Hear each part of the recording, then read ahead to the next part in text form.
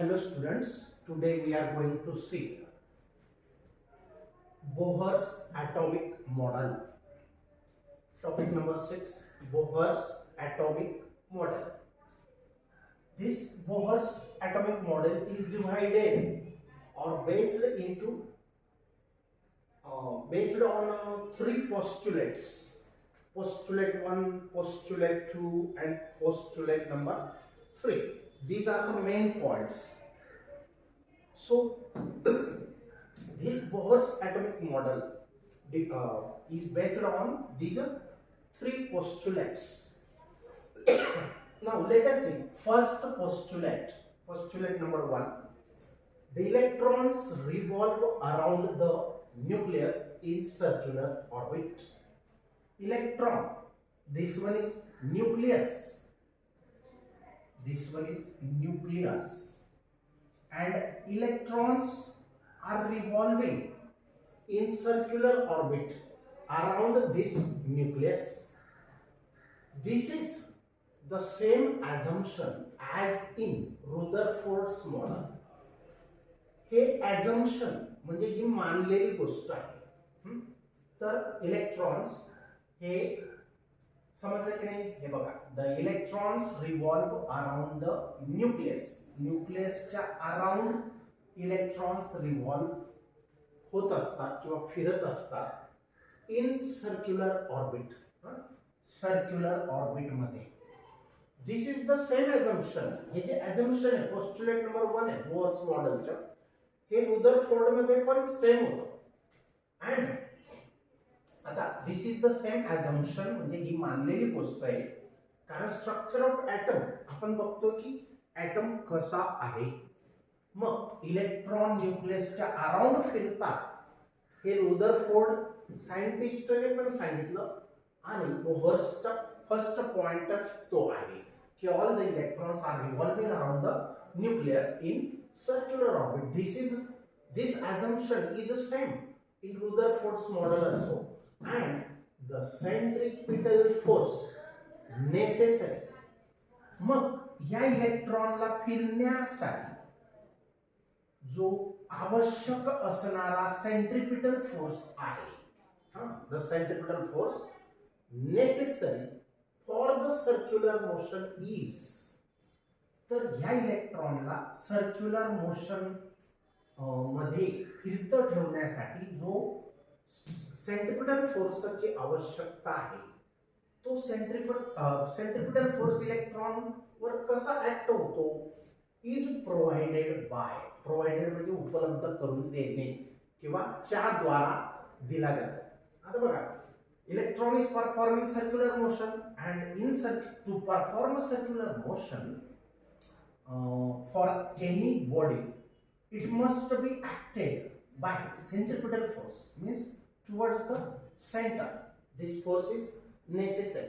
So centripetal force necessary for the revolution of the electron is provided by the electrostatic force of attraction between the electron and the nucleus. म्हणजे इलेक्ट्रॉनला फिरण्यासाठी circular orbit मध्ये फिरण्यासाठी जो centripetal force आवश्यक असतो तो कोणाद्वारा दिला जातो? तर तो इलेक्ट्रोस्टॅटिक फोर्स द्वारा दिला जातो. म्हणजे न्यूक्लियस हे पॉझिटिव्हली चार्जड असतं आणि इलेक्ट्रॉन हा निगेटिव्हली चार्जड असतो. आणि ह्यांच्यामध्ये मग पॉझिटिव्ह आणि निगेटिव्ह मध्ये अट्रॅक्शन पण असतं.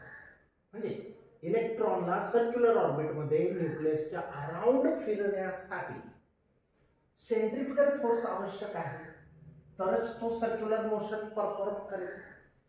आणि हा जो सेंट्रिपिटल फोर्स आहे तो सेंट्रिपिटल फोर्स कोण प्रोव्हाइड करतं? Electrostatic force of attraction between positively charged nucleus and negatively charged electron. समजलं? मग हा पहिला पॉइंट आहे. The electrons are revolving around the nucleus in circular orbit. This assumption is the same as we have seen in Rutherford's model. The centripetal force, necessary centripetal force for the circular motion is provided by the electrostatic force of attraction between positively charged nucleus and negatively charged electron. So centripetal force is balanced by electrostatic force, or centripetal force is equal to electrostatic force. We have seen here single proton having charge plus E and single electron having charge minus E, plus E and minus E. So here according to Coulomb force, according to Coulomb we can write this as a Q1 Q2 upon R square. 1 upon 4 pi epsilon 0 is a constant. Q1 Q2 upon R square. This is the formula to find the electrostatic force between two charges. Here, instead of Q1 and Q2, we are using E. For proton, it is plus E, and for electron, it is minus E. So E square upon R square. So this one is the electrostatic force. म्हणजे आपण electrostatic force जो होता तो आपण असा लिहितो, Q1 1 upon 4 pi epsilon 0 Q1 upon Q2 Q1 into Q2 upon R square. R is the distance between them. Here R is the radius of the orbit, and charges Q1 and Q2, instead of them we are using plus E, magnitude of charge only. Here a negative sign is not important, only magnitude of charge is important. Okay, so centripetal force is equal to mv square upon r, and electrostatic force is equal to 1 upon 4 pi epsilon 0 e square upon r square. From this postulate we can write equation number 1. Now second postulate, समजलं मग पहिलं postulate हा formula लक्षात ठेवणे फार important आहे. आता postulate number 2 काय बघा. The radius of the orbit of an electron can only take certain fixed values. Radius of the orbit, आता बघा हा इलेक्ट्रॉन फिरत आहे, तर हे जे डिस्टन्स आहे रेडियस न्यूक्लियस टू इलेक्ट्रॉन, हे फिक्स डिस्टन्स असतं प्रत्येक ऑर्बिट साठी. म्हणजे सेकंड ऑर्बिट असेल तर ही फर्स्ट ऑर्बिट, ही सेकंड ऑर्बिट, मग यांच्या इन बिटवीन अजून ऑर्बिट नाहीत का? तर फर्स्ट ऑर्बिट इथंच असेल, सेकंड इथंच असेल, थर्ड ऑर्बिट इथंच असेल, हे फिक्स आहे. पण यांच्यामध्ये इन बिटवीन इथं इथं अशा ऑर्बिट नसतील का, राहू शकत नाही का? हा कॉन्सेप्ट कसा क्लिअर केलाय बघा. The radius of the orbit of an electron फिरत असणाऱ्या ऑर्बिटची radius can only take certain fixed value. त्या रेडियसची फिक्स्ड व्हॅल्यू असते. ही रेडियस, ही फर्स्ट ऑर्बिटची रेडियस, ही सेकंड ऑर्बिटची रेडियस, ही थर्ड ऑर्बिटची रेडियस. तर ज्या ऑर्बिट मध्ये इलेक्ट्रॉन फिरत असतो त्याची व्हॅल्यू, त्या ऑर्बिटच्या रेडियसची व्हॅल्यू ही फिक्स्ड असते. सच दॅट, अशी फिक्स्ड असते जेणेकरून such that the angular momentum of the electron in this orbit is an integral multiple of h upon 2 pi. म्हणजे इलेक्ट्रॉन फक्त त्याच ऑर्बिट मध्ये फिरेल की जेव्हा त्या ऑर्बिट्स मध्ये फिरल्यानंतर त्याला प्राप्त होणारा जो अँग्युलर मोमेंटम आहे तो h upon 2 pi च्या मल्टिपल्स मध्ये असेल. आता n h upon 2 pi, n म्हणजे orbit number, principal quantum number. तर n म्हणजे ऑर्बिट 1 असेल तर h upon 2 pi.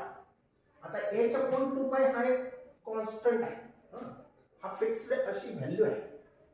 म्हणजे electron can revolve only in those orbits for which it gains an angular momentum of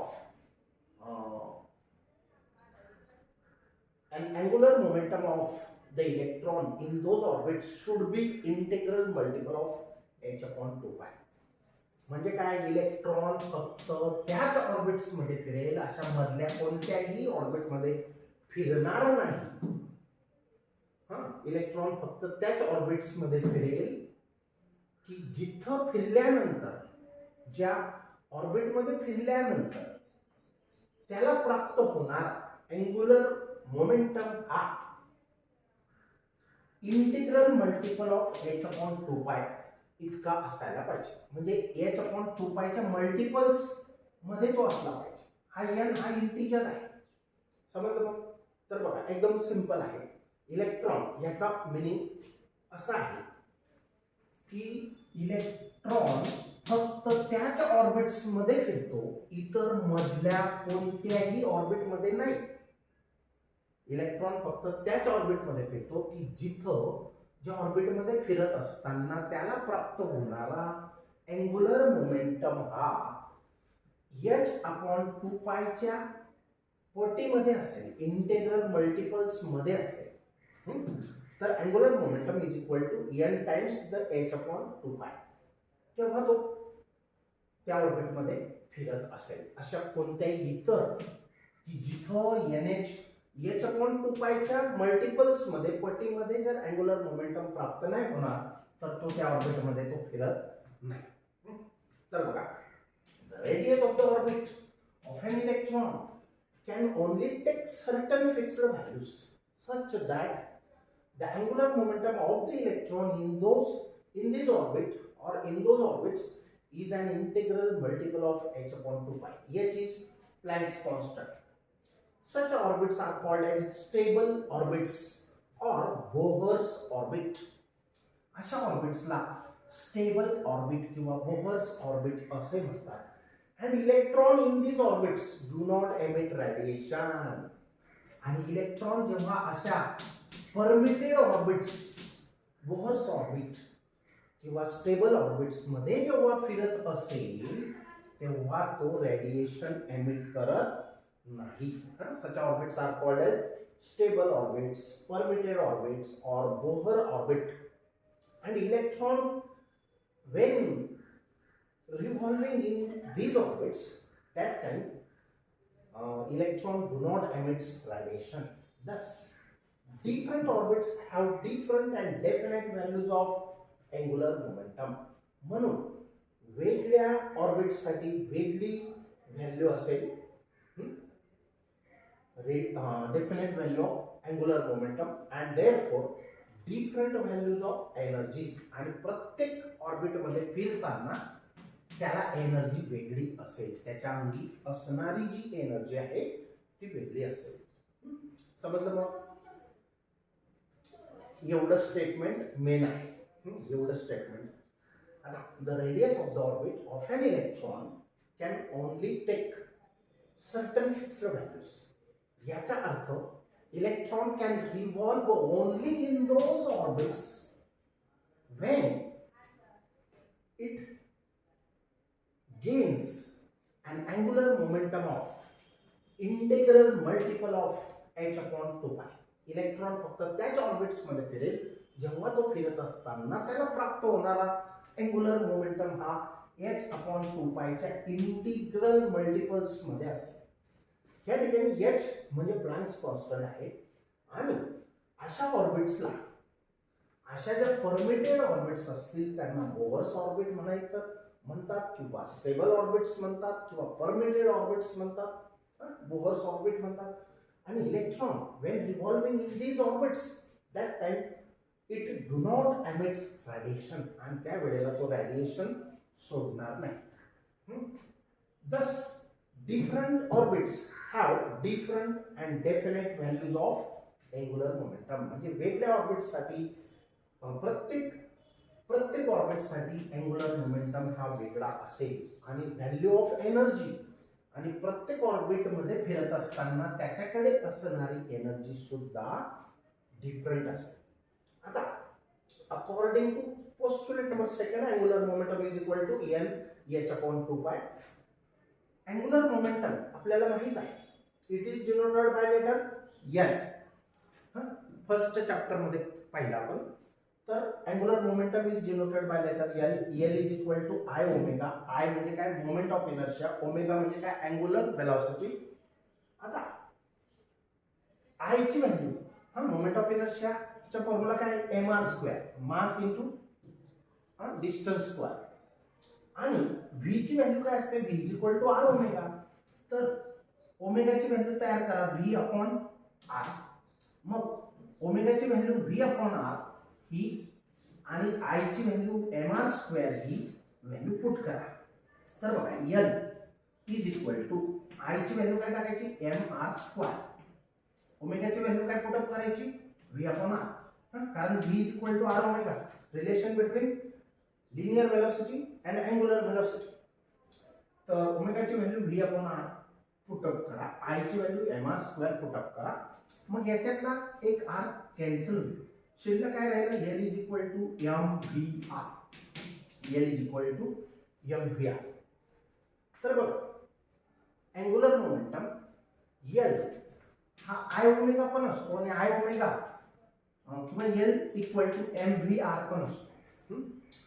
M V R हे or हे किंवा हे सेम, फक्त इथं in terms of moment of inertia and angular velocity, आणि इथं मास, velocity आणि रेडियस. आता इथं मास कोणाचं, जो रोटेशन आपलं रिव्होल्यूशन करत असेल त्या पार्टिकलचे, आणि right side NH/2. Late it be equation number 2. आता mvr is equal to NH/2. आता पोस्टुलेट नंबर 3 बघा. An electron can make a transition from one of its orbit to another orbit having lower energy. म्हणजे काय, suppose ही second orbit आहे, ही first orbit आहे. तो second मधून first मध्ये orbit change करू शकतो. जेव्हा त्याच्याकडे कमी एनर्जी असेल तो जवळच्या ऑर्बिट मध्ये फिरू शकत असेल, थोडी एनर्जी जास्त असेल तर तो नेक्स्ट ऑर्बिट मध्ये फिरत असेल, अजून थोडी जास्त एनर्जी आली तर तो अजून नेक्स्ट ऑर्बिट मध्ये फिरत असेल. पण जेव्हा तो हायर ऑर्बिट मधून लोअर ऑर्बिट मध्ये जातो, हायर टू लोअर म्हणजे सेकंड मधून फर्स्ट मध्ये जाईल, अथवा थर्ड मधून सेकंड मध्ये जाईल, फोर्थ मधून थर्ड मध्ये येईल, किंवा फोर्थ मधून फर्स्ट मध्ये सेकंड मध्ये पण येऊ शकतो. त्या वेळेला तो हे एक रेडिएशन एमिट करतो. when the electron jumps from higher energy to lower energy, that time it emits a radiation in the form of photon. तर बघा, an electron can make a transition. Transition म्हणजे काय, जाणे, एका ऑर्बिट मधून दुसऱ्या orbit मध्ये जाणे. An electron can make a transition from one of its orbit to another orbit, पण नेहमी having lower energy. म्हणजे तो जातो कोणत्या ऑर्बिट मधून कोणत्या ऑर्बिट मध्ये जातो, हायर एनर्जी ऑर्बिट मधून लोअर एनर्जी ऑर्बिट मध्ये तो जंप करू शकतो, येऊ शकतो. त्यावेळेला इन डुईंग सो, असं तो करत असताना, when the electron jumps from higher energy orbit to lower energy orbit, जेव्हा तो जंप करतो म्हणजे इन डुईंग सो, हे करत असताना it emits photon of energy equal to the difference in its energies in the two orbits. एकदम सोपं आहे. थर्ड, जेव्हा तो हायर ऑर्बिट मधून लोअर ऑर्बिट मध्ये जंप करतो त्यावेळेला तो एक रेडिएशन एमिट करतो.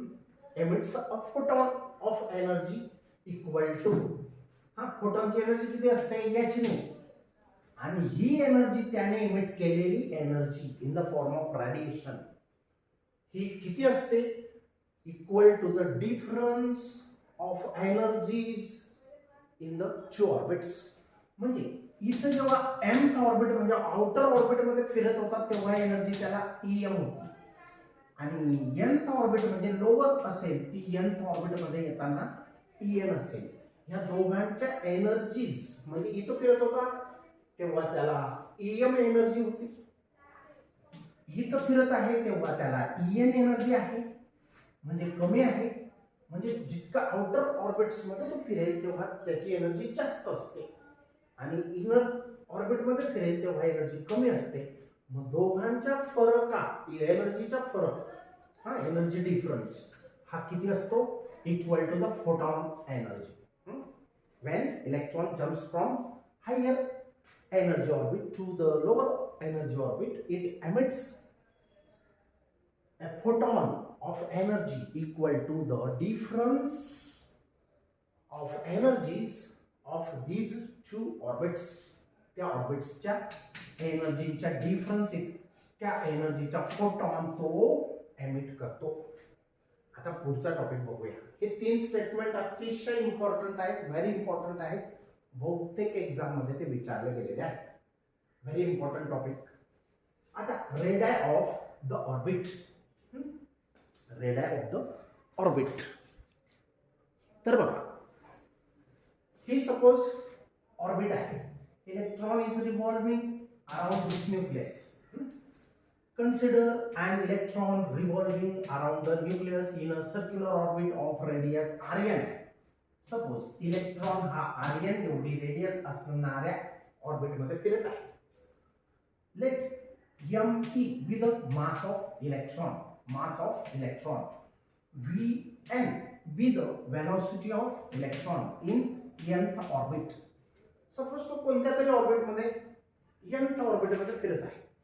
यंत्र म्हणजे कितीवी पण orbit, first second third fourth fifth six जी असेल तर कोणत्या तरी ऑर्बिट मध्ये तो फिरत आहे आणि त्या ऑर्बिटची रेडियस rn आहे आणि मास ऑफ इलेक्ट्रॉन m(e) आहे. v(n) be the velocity of electron in nth orbit आहे.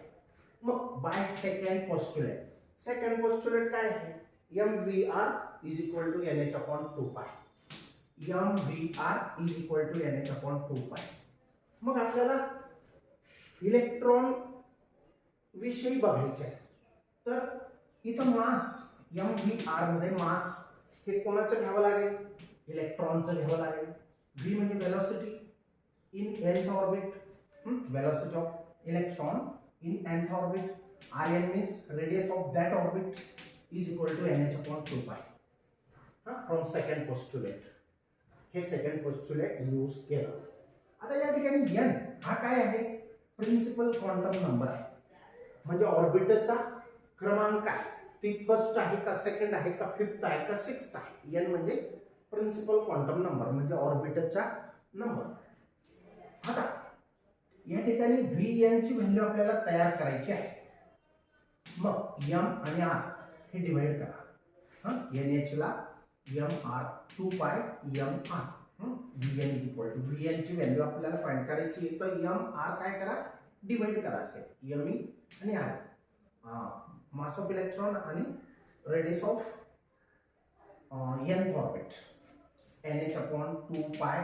जसाच्या तसा फक्त me आणि r m आणि r डिवाइड केली. ओके. आणि vn ची व्हॅल्यू तयार केली. आता ही वेलोसिटीची व्हॅल्यू आहे. आता याचा स्क्वेअर करा. Squaring on both sides. याचा स्क्वेअर केला, याचाच केला, ह्याचा केला, दोघं साइडला स्क्वेअर करा.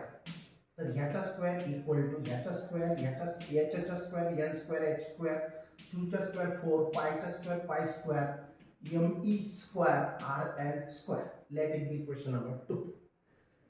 आता हे सेकंड पोस्टुलेट वरून आपण vn स्क्वेअर ची व्हॅल्यू तयार करून घेतली. vn square is equal to this. आता बाय फर्स्ट पोस्टुलेट, आता फर्स्ट पोस्टुलेट काय होतं? mv square upon r is equal to 1/4π epsilon 0 is equal to 1/4π epsilon 0 into e square by r square. हे वापरलं. mv square by r is equal to this 1/4π epsilon 0 e square upon r square. आता हा z काय बघा. by first postulate for z number of atoms. आता z number of atoms म्हणजे एका atom साठी z ची व्हॅल्यू 1. पण हे जास्त पण नंबर ऑफ एटम्स असू शकतात. मग त्याच्यासाठी z नंबर ऑफ एटम्स साठी हा z मल्टिप्लाय करावा लागेल. या ठिकाणी z मल्टिप्लाय करावं लागेल. आता ह्या इक्वेशन वरून Vn स्क्वेअरची व्हॅल्यू तयार करा ह्याच्या सारखंच. म्हणजे ह्या इक्वेशन वरून Vn ची व्हॅल्यू तयार केली, Vn स्क्वेअरची व्हॅल्यू तयार करून रो दिलं इक्वेशन नंबर 2. तसंच इथं Vn स्क्वेअरची व्हॅल्यू तयार करायची.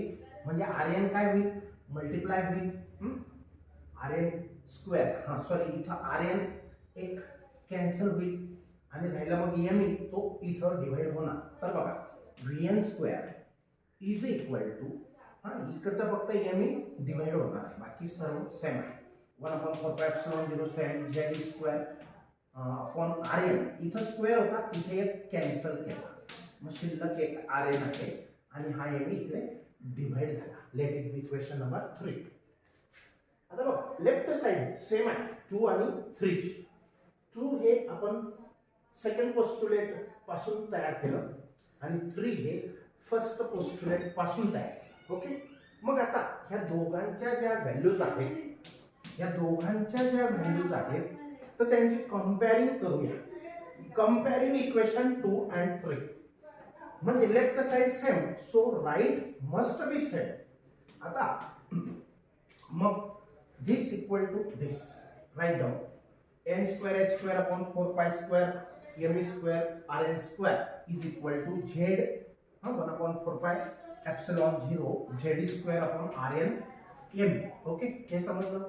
आता याच्यामध्ये काय कॅन्सल होऊ शकतं बघा, 4 gets cancel, again pi square चा एक पाय आणि हा पाय कॅन्सल, मग इकडे शिल्लक राहिला पाय n square h square upon pi Me पण एक कॅन्सल होईल, एक इकडे शिल्लक राहिला, Rn पण एक कॅन्सल होईल आणि इथं एक Rn शिल्लक राहिला, बरोबर, is equal to Z square upon epsilon 0. आता याच्यावरून आपल्याला Rn ची व्हॅल्यू बनवायची आहे. आता Rn ची व्हॅल्यू कशी तयार होईल, तर बघा हे सर्व त्या बाजूला ट्रान्सफर करा.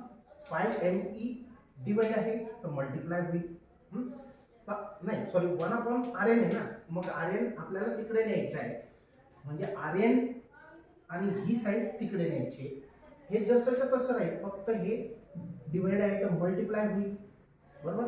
n स्क्वेअर h स्क्वेअरला एप्सिलॉन 0 मल्टिप्लाय झाला, त्याच्यानंतर Z स्क्वेअर काय होईल, पाय Me ला मल्टिप्लाय होईल आणि हा Rn या साइडला आपण स्पेशल त्याची व्हॅल्यू तयार केली. आता याच्यावरून काय दिसतंय, हे एवढं जे सर्कल आहे तर ते सर्व कॉन्स्टंट आहे. H प्लॅंक्स कॉन्स्टंट आहे, परमिटिव्हिटी कॉन्स्टंट आहे, pi m mass of electrons constant, Z is number of atoms fix आहे, E म्हणजे चार्ज ऑन इलेक्ट्रॉन तो पण फिक्स आहे. ओके, मग Rn is, we can say that if these are the constant, then we can say that Rn is directly proportional to n square. Here n, what we have taken, n is the principal quantum number. So in the in words the same statement we can say radius of nth orbit is directly proportional to the square of the principal quantum number. Radius of nth orbit is directly proportional to square of principal quantum number. Very important this one. Now we'll stop here. बरीच मोठी clip झाली.